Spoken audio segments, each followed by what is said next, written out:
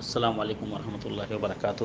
حضرت اسماء رضی اللہ تعالیٰ عنہ حدیث کی راویہ ہیں، کہتی ہیں کہ نبی کریم صلی اللہ علیہ وسلم نے ان سے ارشاد فرمایا، انفقی ولا تحسی فیحسی اللہ علیکی، کہ اے اسماء تم خرچ کیا کرو اور گن گن کر نہ رکھو، فیحسی اللہ علیکی، تو اللہ تعالیٰ تم پر بھی گن گن کر نوازے، ولا تعی فیعی اللہ علیک، اور نہ مال کو سینت کر چھپا چھپا کر نہ رکھو، اس لیے کہ تم جب مال کو چھپا چھپا کے رکھو گی تو اللہ رب العالمین بھی چھپا دے گا، یعنی عطا نہیں کرے گا۔ اس حدیث سے پتہ چلا کہ اللہ رب العالمین نے اگر ہمیں عطا کیا ہے، مال دیا ہے، دولت دیا ہے، تو ہم اس کو بے دریغ غریبوں، مسکینوں، محتاجوں پہ خرچ کریں، رشتہ داروں پہ خرچ کریں، اعزا و اقارب پہ خرچ کریں۔